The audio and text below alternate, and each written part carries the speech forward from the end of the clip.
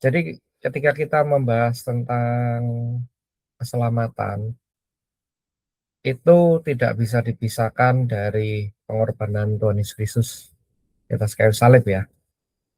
Seperti yang tertulis di sini di Roma 8 ayat 32, ia itu maksudnya Allah Bapa atau Bapa Elohim yang tidak menyayangkan putranya sendiri, tapi yang menyerahkannya bagi kita semua. Bagaimana mungkin ia tidak menyerahkan segala sesuatu kepada kita bersama-sama dengan Kristus. Dia itu maksudnya Kristus ya.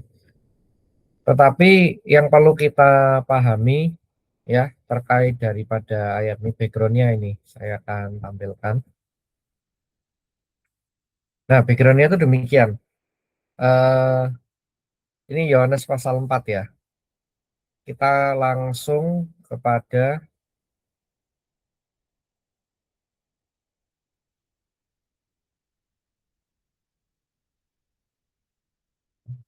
ayat yang ke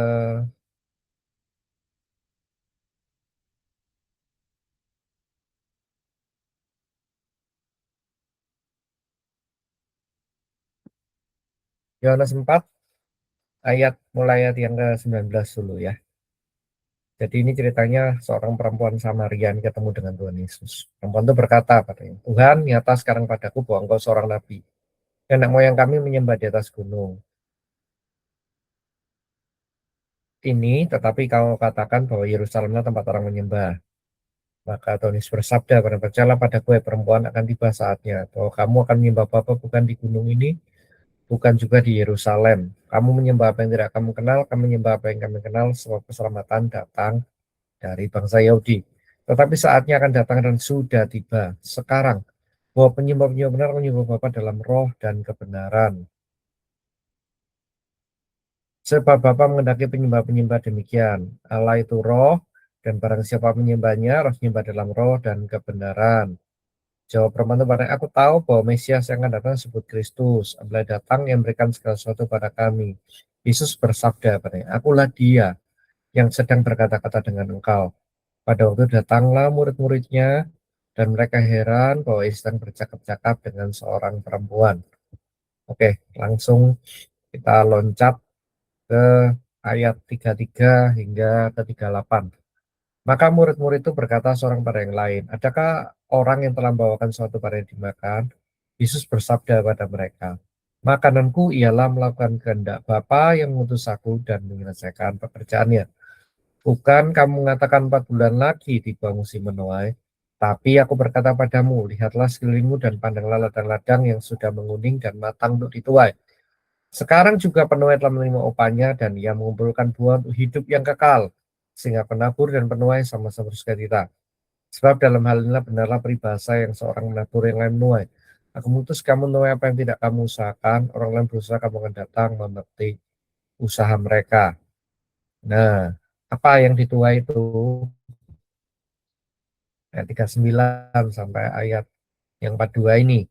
Banyak orang dari Samaria kota percaya kepada Yesua atau Yesus Kristus karena perkataan perempuan itu yang bersaksi. Ia mengatakan padaku segala sesuatu yang aku berbuat. Ketika orang-orang Samaria sampai kepada Yesua, Mesias, mereka minta kepadanya supaya tinggal pada mereka dan ia pun tinggal di situ 2 hari lamanya. Banyak lagi orang jadi percaya akan sabdanya. Dan mereka berkata perempuan itu, kami percaya bukanlah karena apa yang kau katakan, sebab kami sudah mendengar dia atau Yesus Tuhan, dia benar-benar juru selamat dunia. Amin. Berbahagialah yang mendengarkan sabda firman Tuhan, menyimpannya dalam hati dan melakukannya. Haleluya. Bapak Ibu saudaraku, ketika tadi kita sudah di awal baca kitab Roma 8 ini, kemudian kita tadi baca dari Injil Yohanes, maka kita akan mengerti gitu bahwa proyek besar Tuhan Yesus, kedatangannya Tuhan Yesus ke dunia itu untuk membawa keselamatan bagi manusia. Nah, sekarang perlu menjadi perenungan kita bersama, apa yang perlu direnungkan?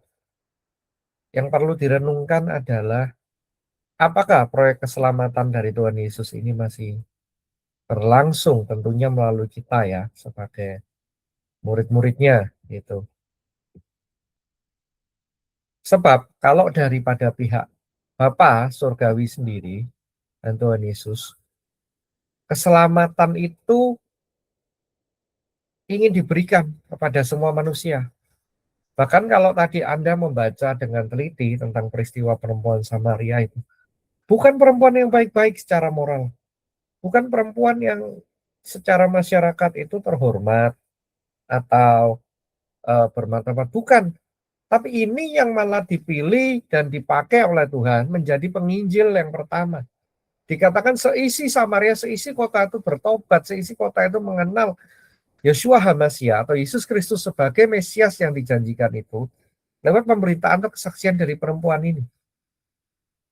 Anda dapat membayangkan yang dibuang oleh dunia, yang dipinggirkan oleh dunia, tetapi justru dipilih oleh Tuhan untuk membawa keselamatan. Kalau Anda dan saya pernah menjadi penginjil kaum awam, bagaimana kita bersaksi kepada orang lain itu susahnya setengah mati. Boro-boro kita bicara satu kota atau satu kabupaten diselamatkan. Satu orang saja untuk kita mengajak conversation atau mengajak pembicaraan tentang Injil itu bukan hal yang mudah. Dapat Anda bayangkan seisi kota, seisi kabupaten diselamatkan lewat kesaksian perempuan Samaria itu. Sebab bagi Tuhan, Ia memberikan putranya sendiri Yesus Kristus bagi kita. Apalagi sih yang enggak Ia beri bagi kita? Keselamatan setiap jiwa itu sangat berharga. Next.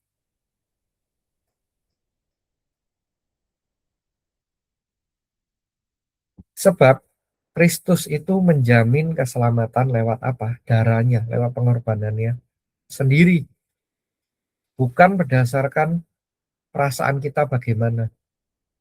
Tetapi karyanya itu sudah berbicara jauh lebih daripada itu.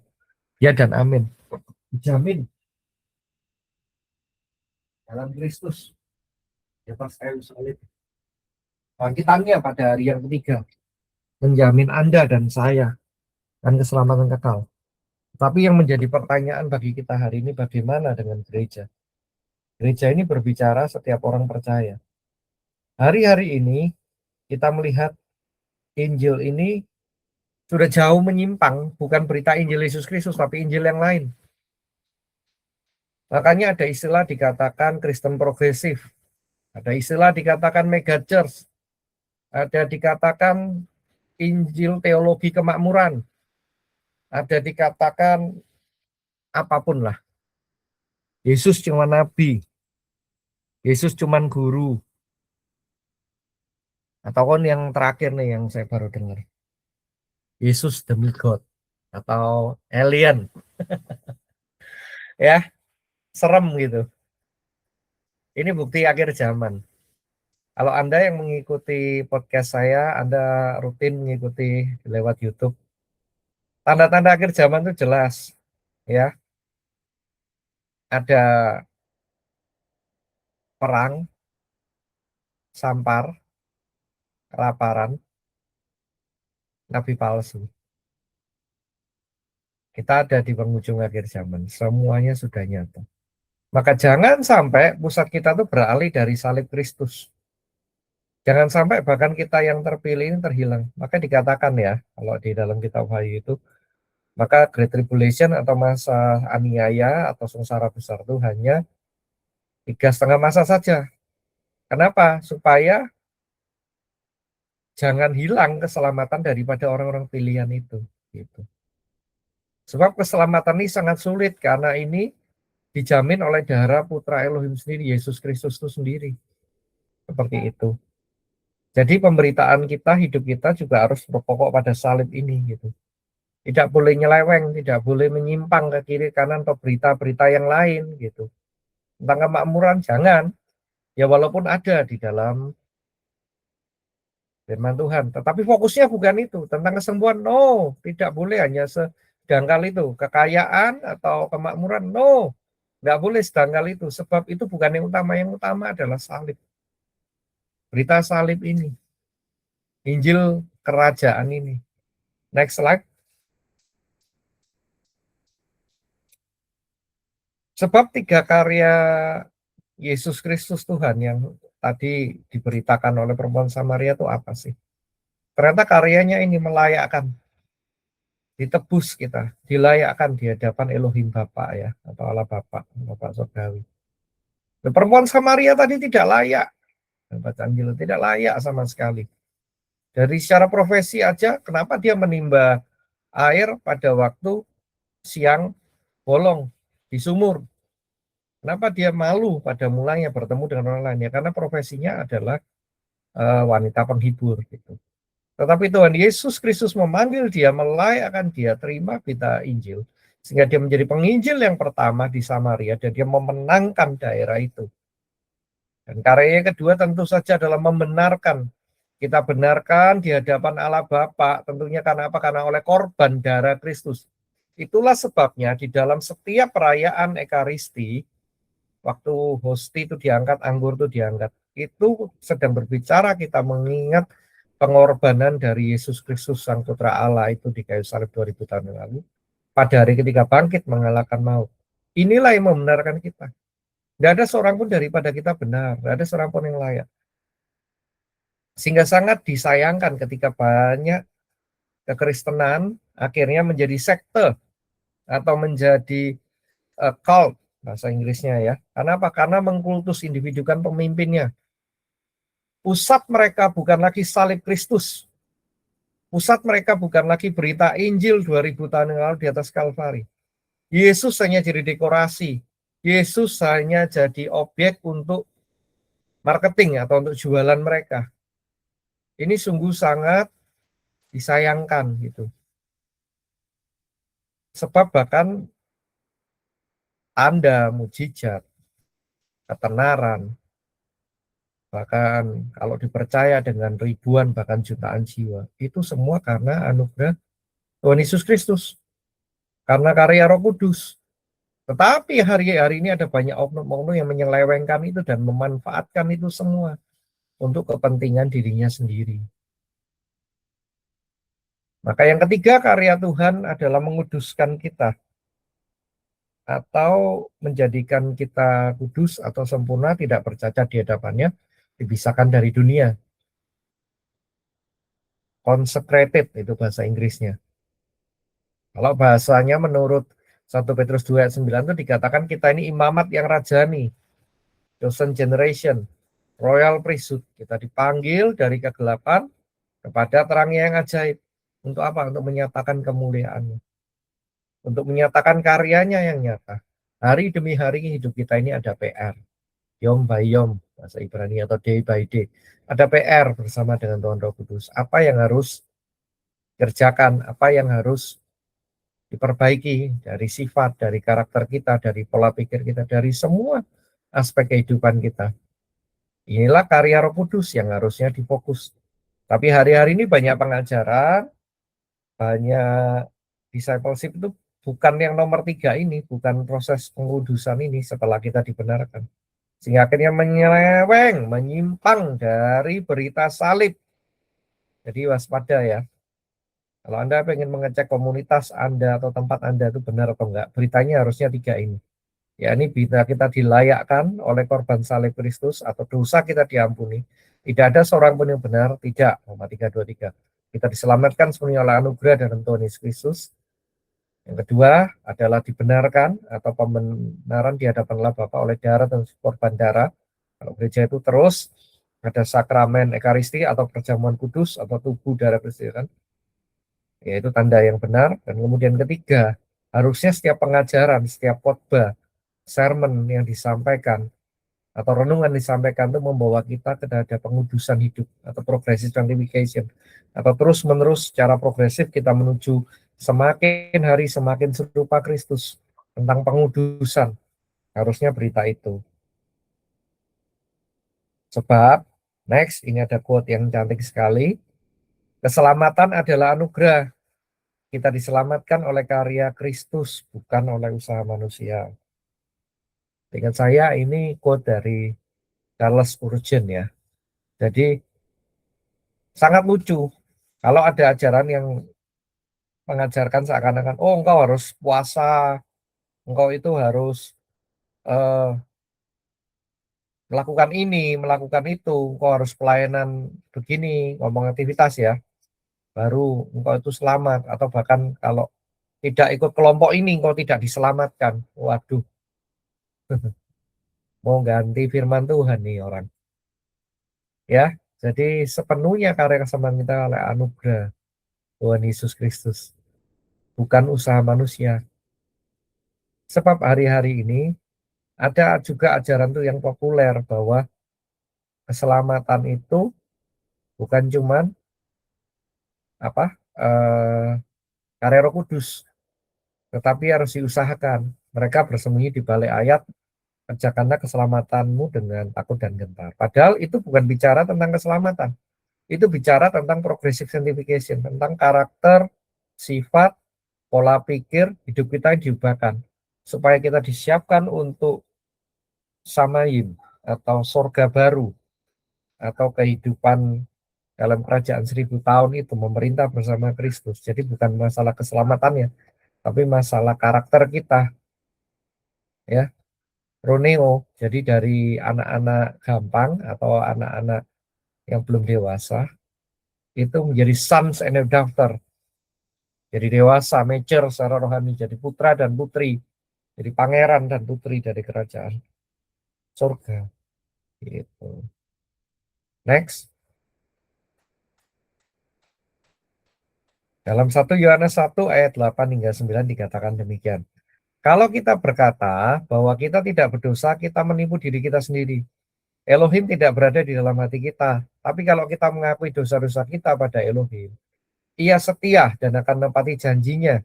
Ia akan mengampuni segala dosa-dosa kita dan membersihkan kita dari segala dosa atau perbuatan salah kita. Ini kutipannya dari versi bahasa sehari-hari ya, BIMK. Gitu. Jadi next, nggak ada daripada kita tuh yang artinya tidak luput dari khilaf, salah atau dosa. Sini tulis orang percaya tetap bergumul dengan dosa, tetapi hidup di dalam pertobatan. Artinya apa? Ketika kita ditegur, disadarkan oleh Tuhan Roh Kudus, kita meminta ampun, kita bertobat atau tesubah bahasa Ibraninya. Kita minta anugerahnya, minta kekuatan dari Dia untuk kita diubahkan, gitu. Untuk kita digambar menjadi serupa gambar dengan Tuhan Yesus Kristus. Kalau Anda berpikir bahwa yang mengalami ini hanya saudara, salah besar. Saya akan bukakan ini surat daripada Santo Petrus ya. Nah, Santo Petrus ini siapa? Dia adalah paus yang pertama gitu.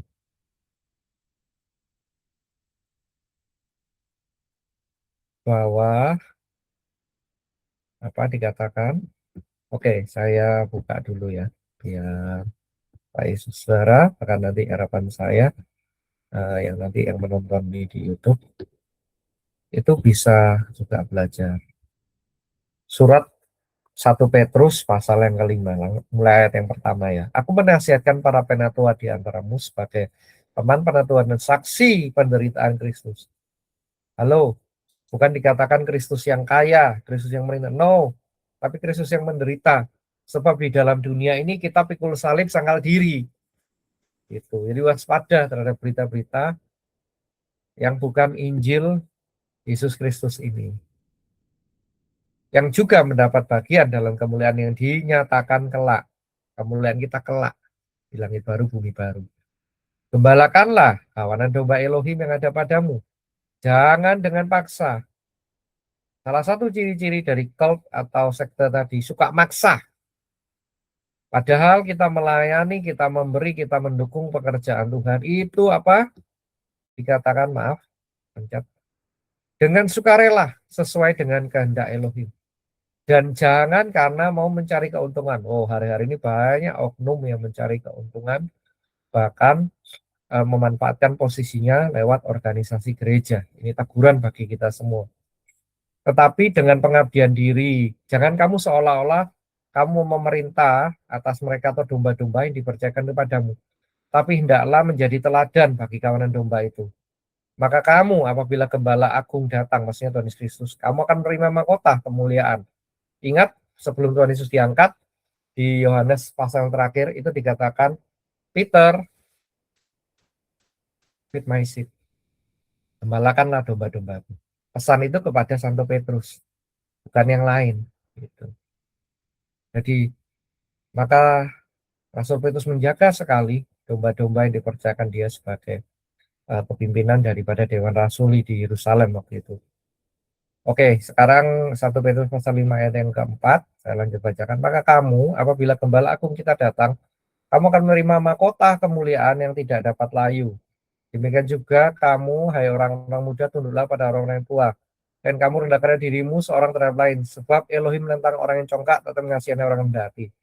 Karena itu rendahkanlah dirimu di bawah tangan Tuhan yang kuat, supaya kamu tinggikannya pada waktunya. Serahkanlah segala kekhawatiranmu kepadanya. Amin. Ini yang biar menjadi doa kita. Ketika kita ada kekhawatiran, ada pergumulan, ada ketakutan menghadapi apapun di hidup ini, menghadapi masalah, menghadapi tantangan, menghadapi kesedihan, menghadapi pekerjaan kita, apapun yang kita menghadapi tagihan-tagihan, kita serahkan pada Tuhan Yesus Kristus. Minta pertolongan dari Tuhan Roh Kudus. Minta malaikat-malaikat yang menolong kita. Sebab, iya ini maksudnya Tuhan Yesus Kristus yang memelihara kamu. Sadarlah dan berjaga-jagalah. Lawanmu si iblis berjalan keliling, sama seperti singa yang mengaum-ngaum dan mencari orang yang dapat ditelannya. Berarti di sini dulu. Artinya apa? Ini yang tadi kita bahas bersama, ya. Bentar, saya tutup dulu Alkitabnya, ya. Makanya tadi kan dikatakan bahwa orang percaya pun bisa jatuh dalam dosa. Kenapa? Ya bukan karena apa?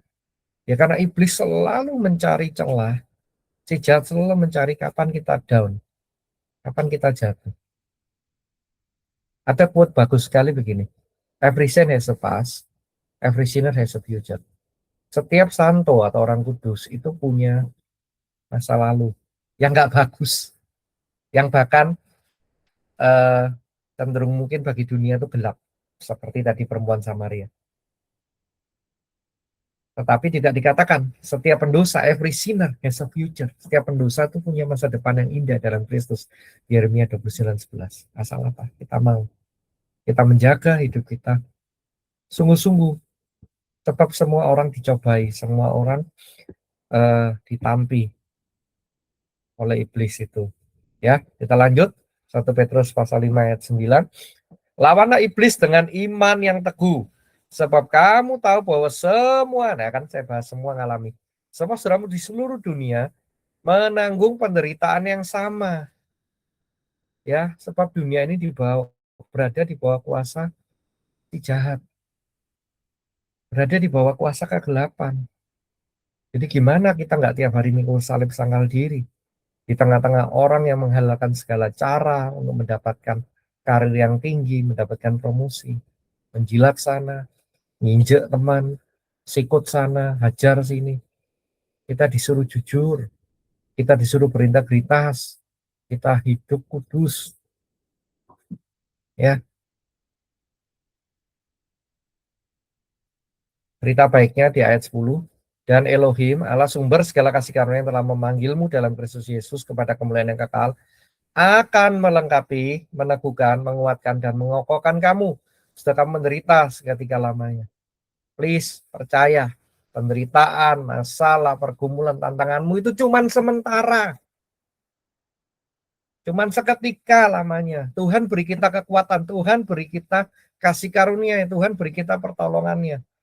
Sehingga kita bisa menanggungnya. Menghadapi apa? Menghadapi, ini tadi, pencobaan atau menghadapi si iblis yang terus mencari celah atau menunggu kejatuhan kita. So kalau Anda sekarang ada di posisi yang down, posisi yang di bawah, bangkit. Jangan mau kalah dengan keadaan. Ayo, kita percaya bahwa Tuhan pasti buka jalan. Roh Kudus menolong kita, Roh Kudus memberi kita hikmat. Kalau Anda sudah nggak kuat lagi, boleh ambil waktu retreat atau waktu sebentar. Mungkin Anda masuk di dalam doa dan puasa, supaya imanmu dikuatkan, supaya dagingmu dilemahkan. Nah, pas doa puasa itu apa yang dilakoni, Pak? deklarasi atau Anda membaca firman itu bersuara, ulang-ulang, seperti misalnya tadi.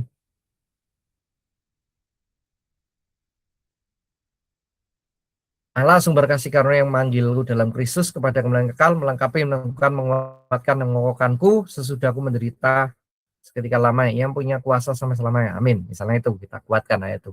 Atau I can do all things to Christ who strengthens me. Aku bisa menanggung segala sesuatu di dalam Kristus Yesus yang memberiku kekuatan. Contoh ayat lainnya apa? Sebab Tuhan Yesus memberi kita kuasa untuk menginjak ular dan kalajengking dan kuasa menahan musuh sehingga tidak ada satupun yang membahayakan aku. Nah, ayat-ayat emas ini kita ulang-ulang gitu dengan bersuara. Telinga kita mendengar sampai bawah sadar kita mendengar. Misalnya lagi apa? And my God shall supply all my need according to his riches in glory in Christ Jesus our Lord. Dan Allah Bapakku akan mencukupkan segala keperluan menurut kekayaan kemuliaan dalam Kristus Yesus. Itu yang kita lakoni saat doa puasa. Sampai iman itu bangkit. Sampai kekuatan surgawi itu turun. Sehingga kita nggak down. Kita nggak dikalahkan oleh masalah. Ya, itulah doa puasa yang benar. Sebab apa? Next slide. Sebab destiny atau takdir daripada kita, orang percaya itu sesungguhnya adalah surga baru, bumi baru. Makanya kita itu perlu disempurnakan seperti Kristus. Kesempurnaan si Kristus. Kenapa? Karena kita ditakdirkan untuk memerintah di dalam surga baru, bumi baru. Gitu. Makanya iblis mati-matian mau menjatuhkan kita, mencari celah, mencari saatnya kapan kita down, kapan kita lemah, kapan kita mengasihani diri, seperti itu. Makanya janji Tuhan ya dan amin, ini ayat masnya 1 Korintus 15 ayat 45. Kalau Anda sempat boleh buka, kalau enggak lihat aja di layar. Katakan apa? Seperti yang tertulis, manusia pertama, Adam menjadi makhluk yang hidup, tetapi Adam yang akhir menjadi roh yang menghidupkan. Nah, Kristus sudah menang. Kristus sudah sempurna, jadi teladan bagi kita. Maka lewat iman, pengorbanan Kristus ini, karya salib ini, kita terima. Dan itu ditransferkan ke kita. Seperti kalau Anda lihat film silat ya, pendekarnya belum sakti, tetapi karena karakter, karena hatinya benar. Sang Maha Guru ini kasihan, langsung ditransfer tenaga dalam. Sehingga apa? Seperti sudah latihan puluhan tahun, dia langsung mendadak jadi sakti. Nah, ini yang dilakukan Kristus, guys. Karya Roh Kudus. Jadi karya salib Kristus Tuhan Yesus itu yang sudah sempurna, manusia sempurna itu ditransferkan ke kita lewat Roh Kudus. Sehingga apa? Kita bisa sempurna. Kita bisa sampai destiny ini. Amin. Kita bisa. Kita mampu. Karena apa? Adam yang terakhir menang. Maka kita, keturunan Adam jatuh dosa ini ditebus. Ada saya suka sekali quote ini. Anak Allah jadi anak manusia. Berdosa. Supaya apa? Supaya manusia yang berdosa, anak manusia menjadi anak-anak Allah. Makanya Yohanes 1 ayat 12 berkata apa? Kita semua yang percaya kepadanya diberi kuasa. Bahasa aslinya ngomong exousia. Ya. Otoritas. Menjadi putra-putri. Menjadi Ben Elohim. Bentar, saya mau tandai dulu. Baru nanti biar Anda nggak bingung. Nih. Jangan mau kalah dengan keadaan. Ya, semua yang menerima diberi kuasa, jadi putra-putri Elohim, Ben Elohim, yang percaya dalam namanya. Amin. Kita percaya dalam nama Tuhan Yesus. Malah soalnya dikatakan ya, jelas berarti kita jadi anak itu bukan secara biologis dari darah dan daging, tapi dari Elohim. Firman yang menjadi manusia. Ya, firman ini yang membuat kita jadi anak-anak Allah. Membuat kita layak menerima kasih karunia. Terus itu kita katakan, terus itu kita ulang-ulang. Kalau kita lagi down, lagi doa puasa, itu yang kita declare, itu yang kita pronounce, atau kita umumkan, atau kita katakan dengan kuat. Bila perlu mungkin di depan cermin waktu kita down, untuk kita bangkit lagi. Kita itu son and the daughter of God, kita putra-putri Elohim. Kita ditebus. Lewat siapa? Lewat Tuhan Yesus Kristus. Bukan cuma selamat, tetapi setelah itu kita diubahkan, kita disempurnakan, kita jadi serupa segambar dengan dia. Siapkan untuk memerintah. Destiny yang luar biasa. Oke, next slide. Makanya dikatakan, if you love me, obey my commandment. Bahasa Inggrisnya, bahasa Indonesia dikatakan, kalau engkau mengasihi aku, engkau mentaati semua perintahku. Next. Nah, perintahnya itu apa? Perintahnya itu semua yang ada di dalam firman. Kalau perjanjian lama itu Tanak, itu kitabnya orang Ibrani. Perjanjian baru berita Disa, berita Injil, surat-suratnya Rasul Paulus, suratnya untuk Petrus, untuk Yohanes, berita Disa. Makanya Anda tidak usah heran kalau Anda lihat labelnya pakai kalung salib apa kok hidupnya kacau. Ini tadi sebabnya ada 3 macam ya. Kalau kita mau bicara ini Kristen semua, mau Katolik, mau Ortodok, mau Protestan, mau Pentakosta, mau Karismatik. Ada yang pasti selamat dan dia yakin akan keselamatannya. Yang kedua, ada yang tidak selamat, tapi kepedean merasa dia udah selamat. Nah, yang banyak itu mayoritas itu yang ketiga ini. Orangnya sudah selamat, tapi dia nggak yakin akan keselamatannya. Bisa karena salah doktrin, salah teologi, salah pengajaran, ya goyah. Gitu. Nah, yang paling parah yang nomor 2 ini tidak selamat tapi merasa selamat. Contohnya ya Yudas Iskariot. Contoh lain apa buahnya ini di mana-mana. Kita nggak perlu nunjuk, udah kelihatan kok dari buahnya. Jadi hari ini detik ini begitu tik gitu langsung menuju kemana dia itu kelihatan sekali. Nggak usah pakai ditutup-tutupi, pakai mungkin di rumah duka tuh wah megah meriah pakai choir apa mungkin romo pastor atau pendeta yang datang yang terkenal apa yang berikan wah pujian nih orang baik begitu. Sebelum itu terjadi di rumah duka, waktu engkau mengembuskan nafas terakhir, sudah mau apa? Anda menghadap ke kekalahan. Gitu. Ini penjelasannya. Next. Ya, tentang kelompok yang pertama. Orang-orang yang pasti selamat dan yakin akan keselamatannya. Yang saya tulis di situ tuh langsung kekuatannya. Ya. Tapi segala sesuatu yang merupakan keuntungan bagiku, telah aku anggap rugi karena Kristus. Malahan segala sesuatu yang aku anggap rugi.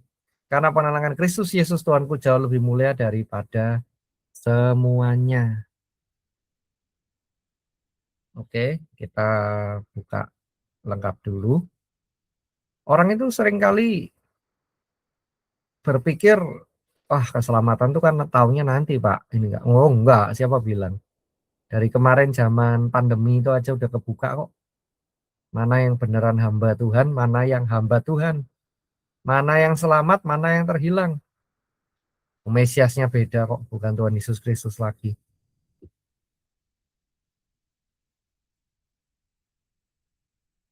Nah, ini melanjutkan yang tadi ya.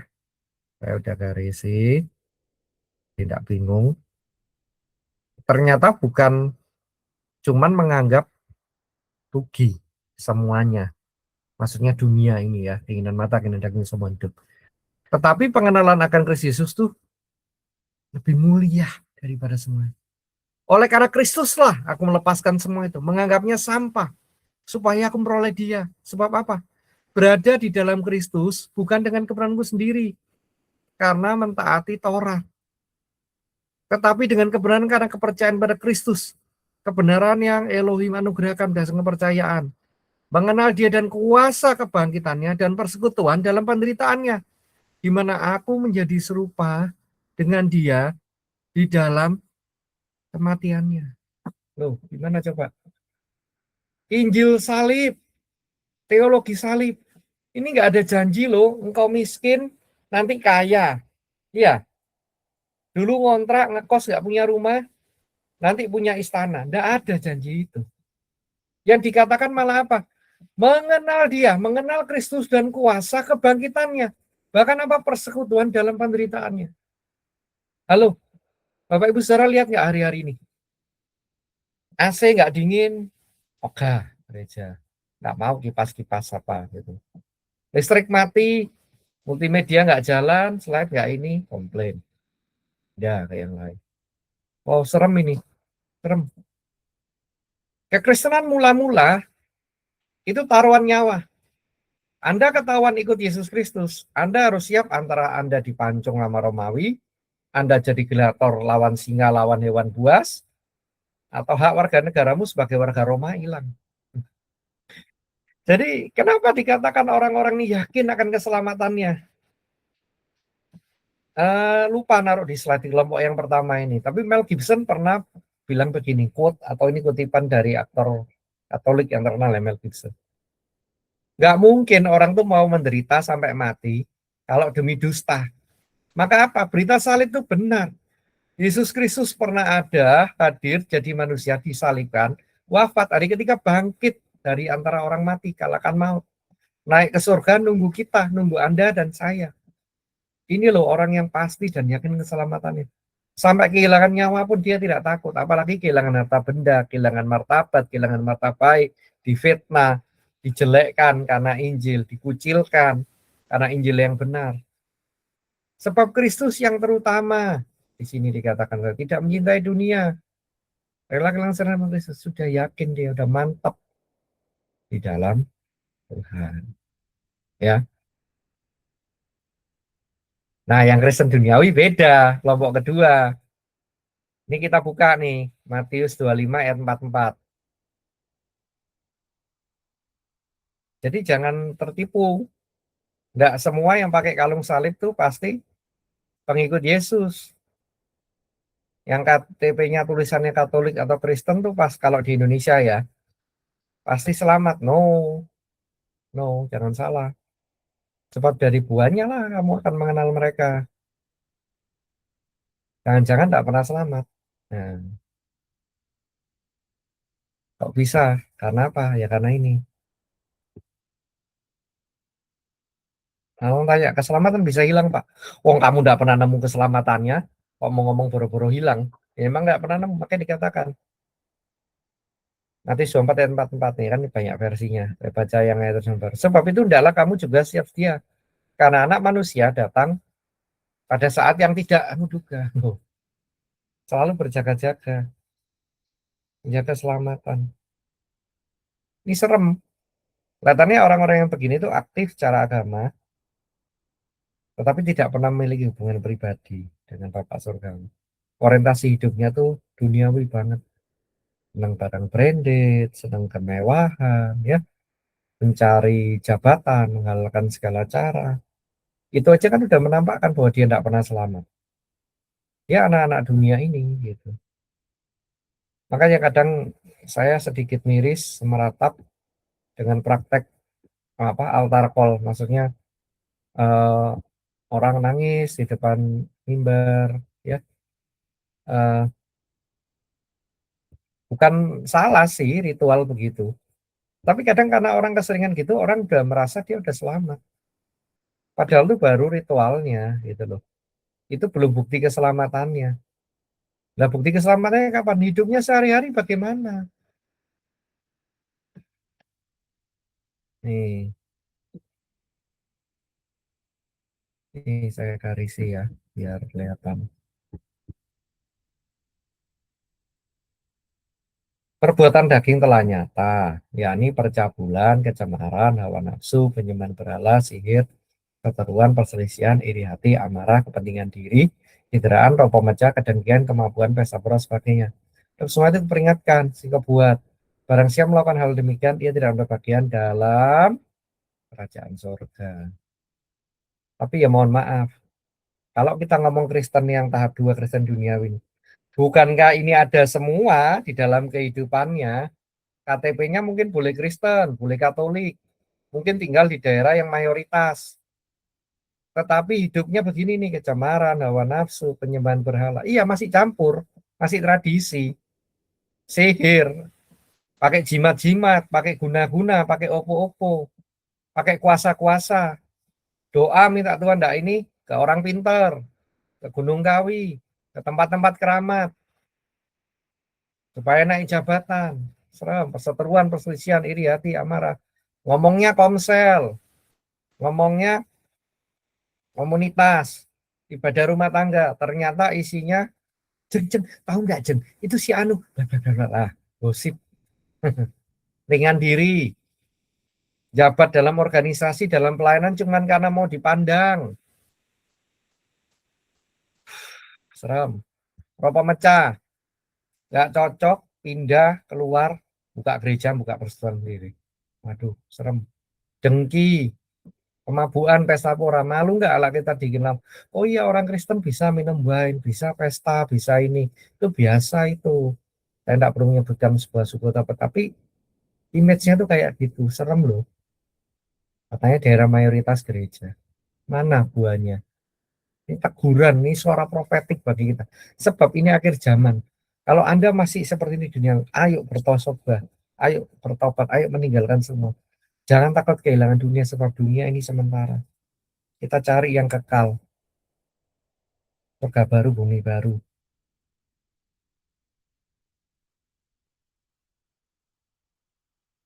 Saya tidak mau lama-lama di sini, karena kadang mau dikotbahin sampai istilahnya lambe domble apa dower atau ini, yo tidak berubah, tidak mau. Memang memilih binasa, kan gitu. Sekarang kita loncat ke kelompok yang ketiga. Saya percaya di luar sana banyak orang-orang pilihan ini sudah selamat, tetapi dia yakin, tidak yakin ya, dia goyah, dia apa goyang gitu, dia ini karena apa? Mendapat pengajaran yang salah, mendapat doktrin yang salah, sehingga selalu merasa dirinya itu tidak pernah sempurna, nggak bisa selamat, nggak bisa memenuhi kriteria. Salah, orang keselamatan untuk anugerah. Tetapi kalau kita disempurnakan untuk memerintah di dalam kekekalan, nah itu lain cerita. Itu hal yang paralel, hal yang berbeda gitu, nggak perlu diperdebatkan gitu.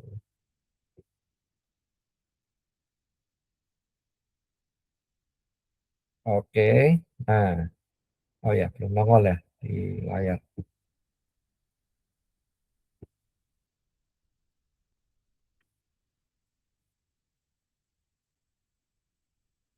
Nah,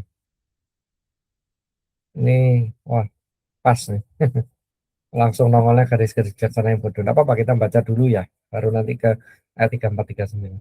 Pada waktu itu hal kerajaan surga seumpama 10 gadis yang ngambil pelita pergi menyongsong mempelai laki-laki. 5 diantaranya bodoh dan 5 bijaksana. Garis-garis yang bodoh membawa pelita, tapi tidak membawa minyak. Garis-garis bijaksana itu membawa pelitanya juga minyak dalam buli-bulinya. Ketika mempelai itu lama tidak datang, mengantuklah mereka lalu tertidur. Kalau kita tertidurnya ini sudah nggak tahu mungkin berapa abad ya, karena kan Tuhan Yesus datang itu kan Anno Domini 1, ya. Sekarang sudah 2026 Anno Domini. Waktu tengah malam terdengar suara berseru, mempelai datang, songsonglah dia. Apa artinya waktu tengah malam? Kedatangan Tuhan seperti pencuri, tidak ada yang tahu waktu atau saatnya. Makanya kenapa perlu progressive sanctification, atau kita terus disucikan, artinya apa? Kita selalu siap. Minyak kita di dalam pelita itu penuh, ada minyak cadangannya. Maksudnya apa? Kita sempurna, disempurnakan ya oleh Roh Kudus. Nah, terus daging kita hari demi hari dimatikan. Supaya kapanpun Tuhan datang, kita siap. Nah, banyak orang kan enggak mikir apa? Oh, aku mau mantu ya anakku, punya cucu. Oh, karirku harus ini. Oh, aku tak bangun rumah di sini. Oh, bisnisku tak bikin gini. Nah, itu yang jadi prioritas utamanya. Loh, enggak boleh usaha, Pak. Enggak boleh punya. Bukan itu.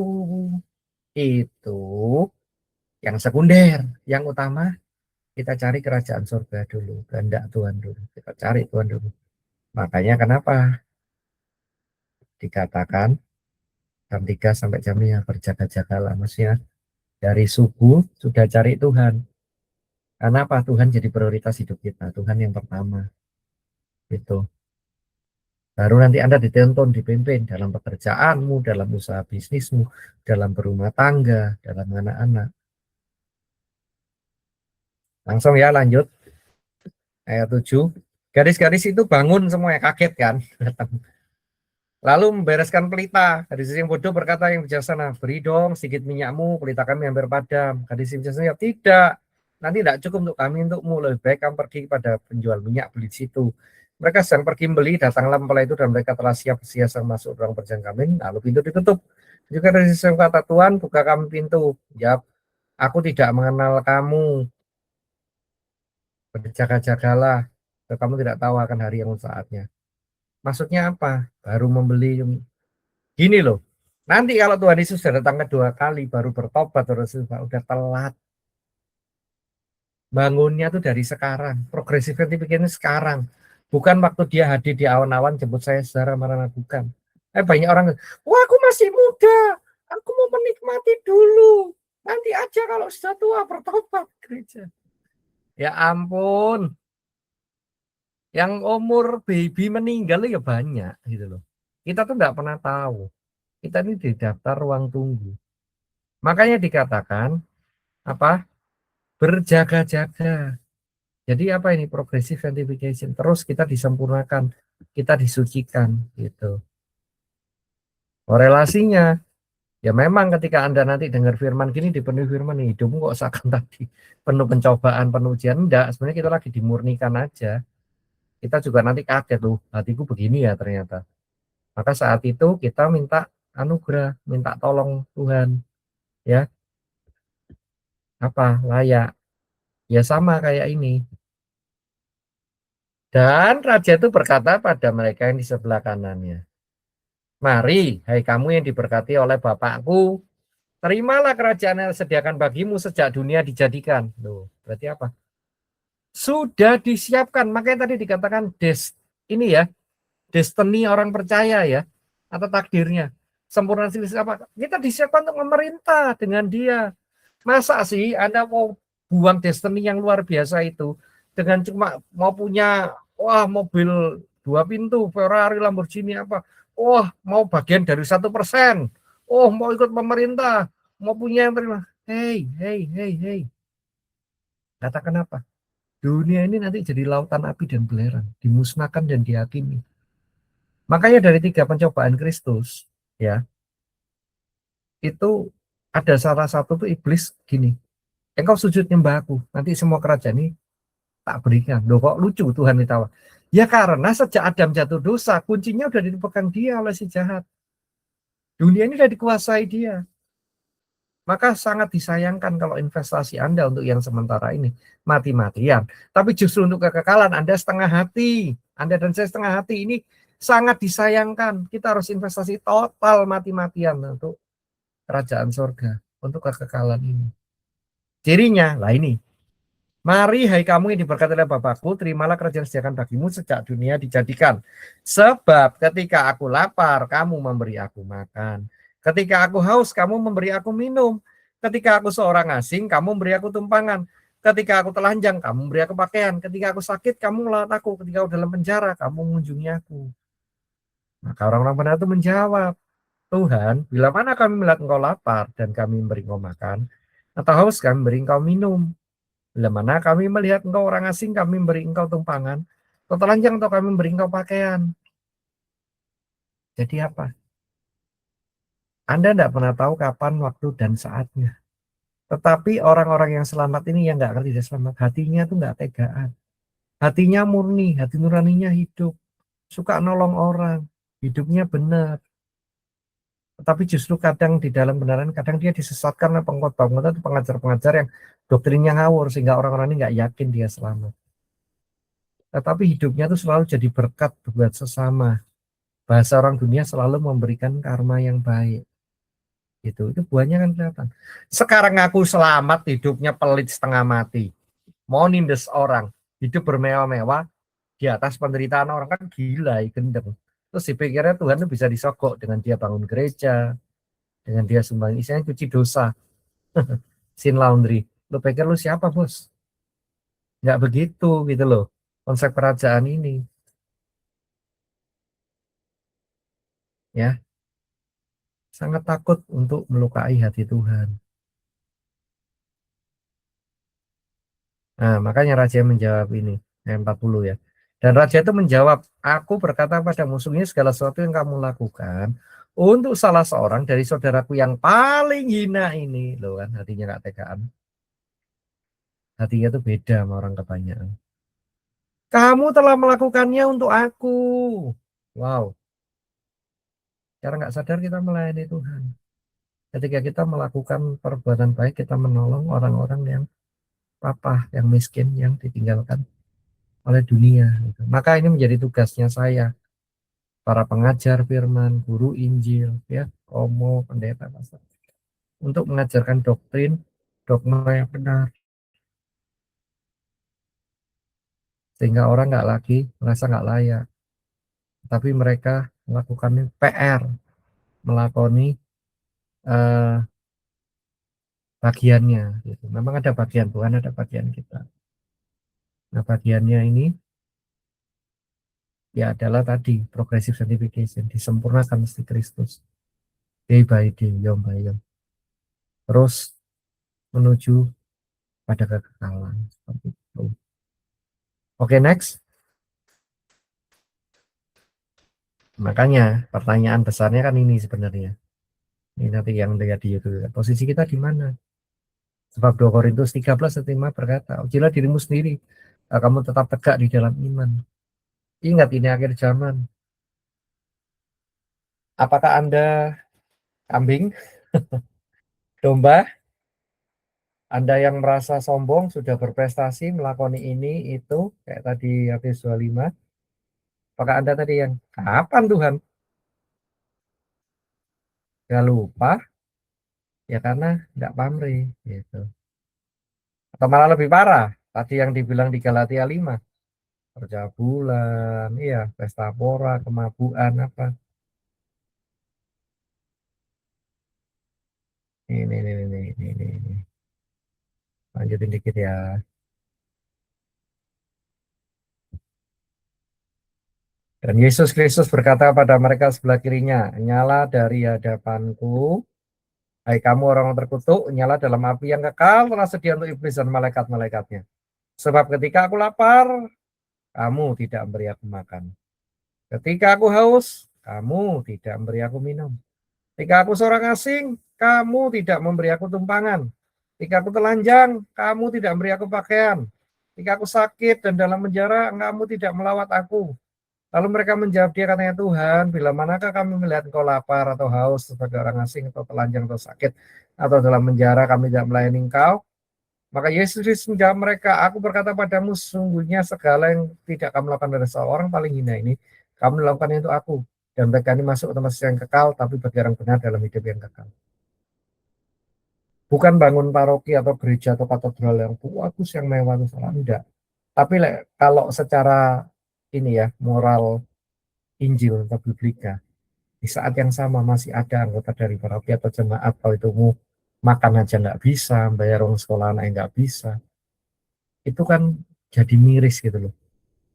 Masa sekarang mau nolong orang susah aja rapat majelis. Bahasa Jawa itu salah yang ditolongi meninggal, baru anggarannya cair. Kan prihatin gitu loh. Tapi hari-hari ini pesan yang begini ini nggak populer di kota. Di kota tuh pesannya kemakmuran. Gereja dibikin megah, entertainment, pakai sound system, pakai lighting, pakai semua yang wah, pokoknya wah. Supaya banyak yang datang. Serem. Kalau mau ngomong jiwa, ini loh, gampang episode 5 ini ngomong.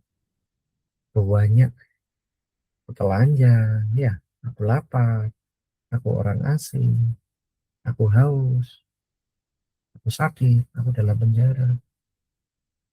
Orang mungkin bilang, lah itu kan cuma pelayanan diakoni, Pak. Nah, salah. Justru kalau hatimu Kristus, maka pelayananmu itu seimbang. Marturia, jadi saksi tadi. Koinonia, itu tubuh Kristus, tidak eksklusif. Makanya saya selalu menekankan mau Katolik, mau Protestan, mau Baptis, mau Injili, mau Metodis, mau Pentakosta, Karismatik, apapun aliran itu Kristus itu satu, yaitu koinonia. Diakonia apalagi ini loh, jadi berkat buat sesama. Buat yang lapar, yang asing, yang telanjang, yang tidak berpakaian, yang dalam penjara. Ini loh jadi berkat. Baru orang tuh lihat Kristus hidup di dalam kita. Seperti perempuan Samaria tadi, hidupnya diubahkan, sehingga orang yang lihat itu juga dijamah, dimenangkan.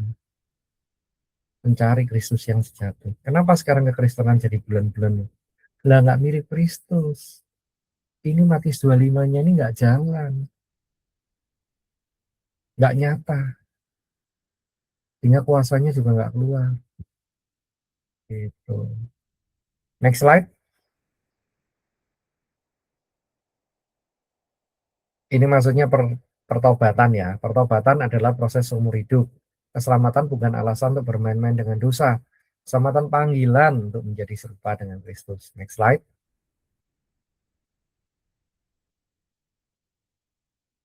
Jadi, kalau kita sudah selamat, maka PR kita sekarang kita mendoakan. Supaya engkau selamat, engkau dan si isi rumahmu. Keluarga kita diselamatkan. Mungkin mertua kita, ya, mungkin cucu kita masih duniawi, mungkin ponaan kita, mungkin orang yang kerja sama kita, ya. Kalau enggak, ya mungkin bos kita atau atasan kita atau orang sekeliling kita. Jadi sebenarnya pertobatan atau waktu Anda terima baptis, terima komuni pertama, itu cuman permulaan gitu loh. Maju di altar, nangis, ritual itu cuman permulaan. Tetapi proses panjang kelahiran baru ini atau apa disempurnakan ini butuh pergumulan seumur hidup gitu. Untuk apa? Pergumulan untuk apa? Ya untuk ini tadi, melakoni tadi marturia, diakonia, koinonia dan diakonia ini loh. Apa? Ini yang enggak gampang nih soal pergumulan seumur hidup. Aku berkata padamu, saya sering melakukan untuk salah seorang saudaraku yang paling mulia ini. Kamu melakukannya untuk aku. Ini di sini, menetap ini. Makananku ialah melakukan kehendak Bapa yang mengutus aku, baru menyelesaikan pekerjaannya. Ini kehendak Bapa itu. Tapi berita yang kayak gini hari ini langka.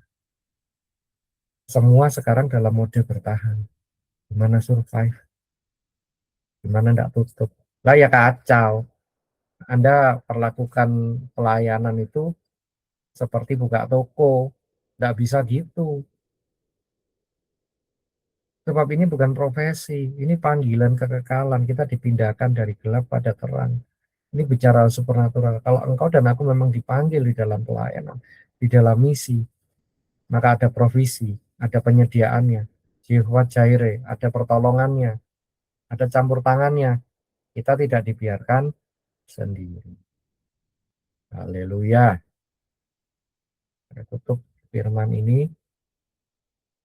dengan doa saya menyertai Bapak Ibu Saudara adalah kiranya engkau selamat karena engkau percaya betul Yesus, tapi seisi keluarga, rumah tanggamu juga diselamatkan.